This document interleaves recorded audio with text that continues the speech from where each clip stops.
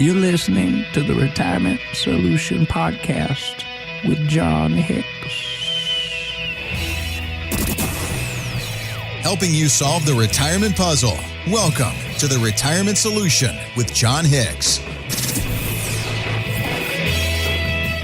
Here with John Hicks, I'm Jennifer Perry. Thanks for checking out the podcast here this weekend. And if you have a question that you'd like us to address here, reach out to us. Drop us an email through our website at retirementsolutionradio.com.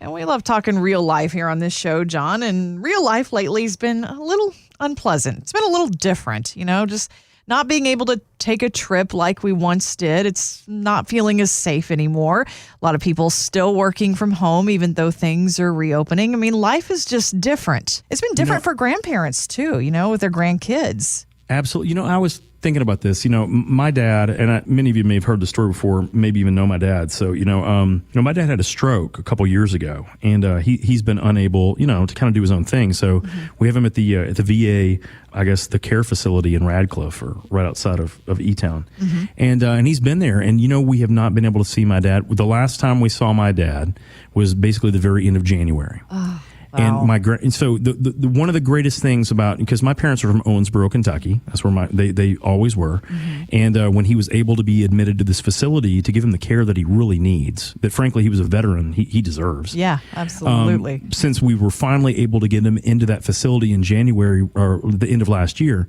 we thought this is going to be great. We can drive less than an hour.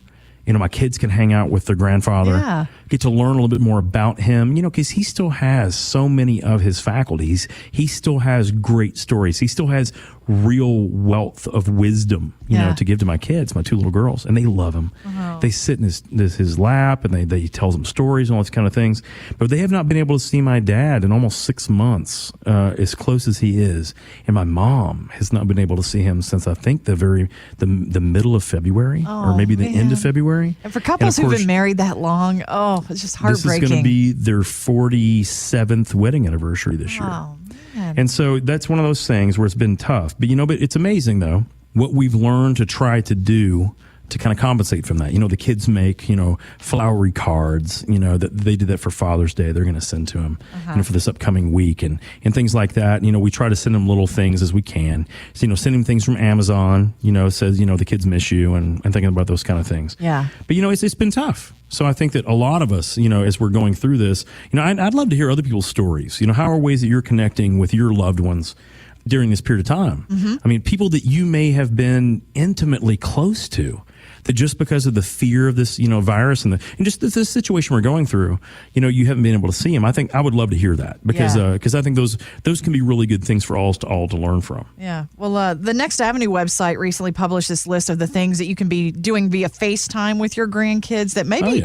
you'd like to continue even after all of this is over. And that's things like, little bedtime rituals, catching up and doing story time with the grandkids. I think that's a great idea anytime. So maybe trying something like that, reading books together.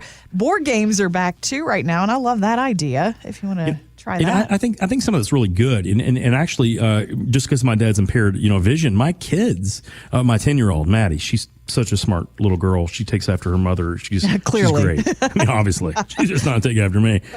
Probably good for the whole family.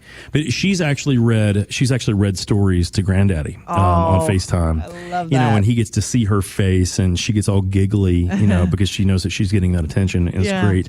And the little one, she she can't read yet. She's 5. She's not reading yet. She's getting closer. She can write her name.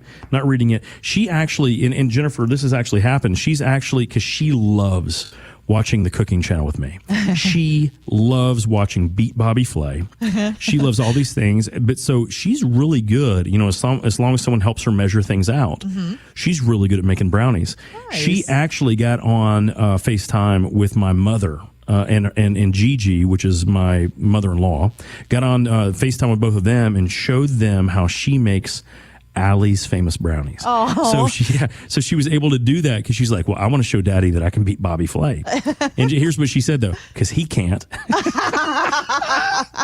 And there's so much truth to that. I have no chance of beating Bobby Flay. But yeah, so these are those things that I read through an article I think, Jennifer, probably the one you were alluding to from Next Avenue. And I think there's just some good things. I'd love to hear your guys' stories, what you're doing, but here's some of those things that I think that we can all do. So introduce bedtime rituals with the grandparents if you haven't done that yet. And hopefully we can get out of this soon. Mm-hmm. But if you haven't done this up till now, I think it's good. Bedtime stories for the kiddos or great grandkids or whatever it is, cooking things. I think that's really a good one, because I tell you one thing, I miss my grandmother's recipes more than you'll ever know. Yes. I really do. And my mom doesn't have the same. She does it well. She does it close. Mm-hmm. She's missing something. So don't tell her. Yeah, no, she knows it. I tell her every day. I was like, honey, there's something. This just not. What is not it? Extra quite right. Sage? What is it, like crushed thyme? And I know what it simple. is. It's extra love. That's what she always used to say. That's what Granny used to say. Here's my guess what extra love meant: an extra pound of butter. Yes. But this is one of those things I thought, if the parents don't write things down, hey, at least get on those situations where you're doing FaceTime. See how they make it. Yeah. Thanksgiving cool. dressing is the one thing that my granny did better than everyone I've ever. And listen, guys, I know some of you guys out there get the best dressing ever. My granny's, to me, it was the best thing I ever put in my face. It was never dry. It always had the right flavor to it. She always said it was extra sage. I think it was extra butter. Just extra butter solves everything. But to get on those things, to do those recipes on FaceTime, to let your kids see them, even if you see them, I think that'd be a big thing, because none of those are written down. We found some index cards that were stained in bacon grease and God knows what else. and I tell you what, they worked a little bit. It still wasn't quite the same. Still not the same. Absolutely. And here's the one that I was talking to my kids about, because I wanted them to do this. And whether they do it with the grandparents or me, to learn a new language. There are so many unbelievable sites or apps on our phone now.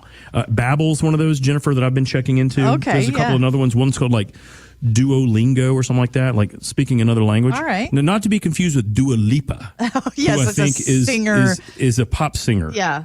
So yeah, I don't know about her music. I'm kind of worried. She doesn't wear a lot of clothes in her videos. Oh boy. Well, my kids showed me this. I'm like, maybe you shouldn't be watching. Maybe turn that off, kids. But there's some of these language things I think would be really good. Mainly because I was thinking about for myself to get on there with my mom and to learn a language, because I was trying to.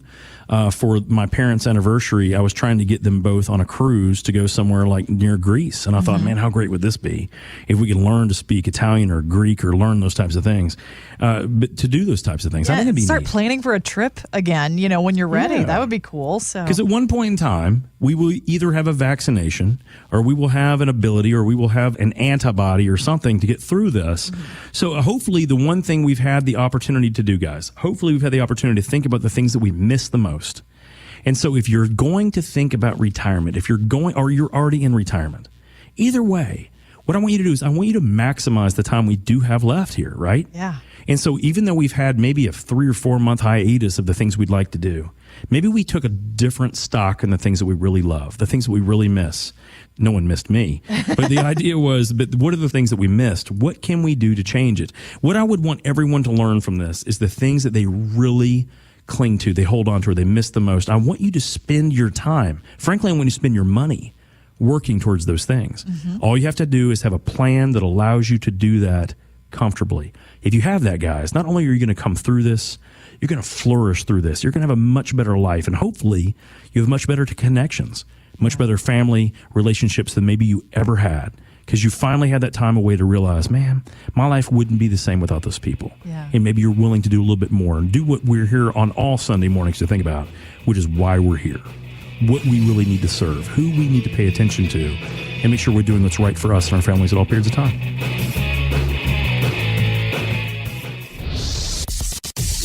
Have questions for John? Drop us an email at retirementsolutionradio.com. Financial professionals are not licensed in all 50 states. To find out if John Hicks is licensed in your state, please call 502-690-5635. J. Hagan Capital Inc. is not affiliated with nor endorsed by the Social Security Administration or any other government agency and does not provide legal advice. Annuity guarantees rely solely on the financial strength and claims paying ability of the issuing insurance company. By contacting us, you may be provided with information about insurance and annuity products offered through John Hicks, Kentucky Insurance License number 998827.